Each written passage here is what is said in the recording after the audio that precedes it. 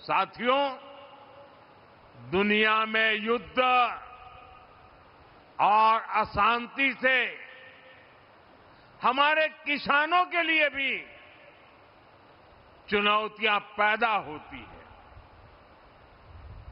अभी waste Asia crisis, खाड़ी के देशों का संकट और इसके पहले यूक्रेन युद्ध के कारण दुनिया में खाद का बड़ा संकट भी पैदा हुआ। फर्टिलाइजर के लिए समस्या पैदा हो गई। यूक्रेन युद्ध के बाद एक समय एक यूरिया की बोरी की कीमत 3,000 रुपये से भी ऊपर पहुंच गई थी। लेकिन हम अपने किसानों को, जो दुनिया के बाजार में 3,000 की बोरी थी, हम मेरे देश के किसानों को हम सिर्फ 300 रुपये में देते रहे।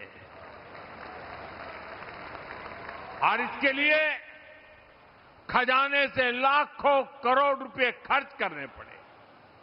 सब्सिडी दी गई। आपूर्ति के लिए जो सप्लाई चेन प्रभावित हुई थी, भारत ने उसके लिए भी समाधान निकाले। सरकार ने वैकल्पिक रास्ते तलाशे। हमने कई देशों में हमारे दूतावासों को विशेष जिम्मेदारी सौंपी। दूसरे देशों से उर्वरक खरीदने की, खाद खरीदने की पहल की।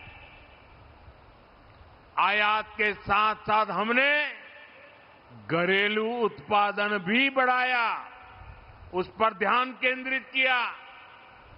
और इतना ही नहीं, हमने प्राकृतिक खेती जैसे विकल्पों को भी बढ़ावा दिया और जमाखोरी और कालाबाजारी के खिलाफ भी सख्ती की। साथियों, इसी तरह हमने हमारे उद्योगों का, एमएसएमई का भी ध्यान रखा। एमएसएमई को बढ़ती लागत का सामना करना पड़ रहा था, इसलिए हम emergency credit line guarantee scheme का एक नया चरण लेकर आए।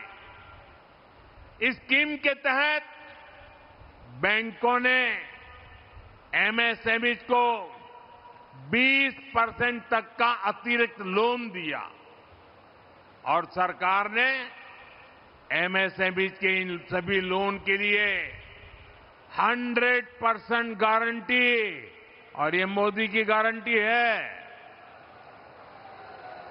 इसका बहुत लाभ लघु उद्योगों को मिला, कुटीर उद्योगों को मिला।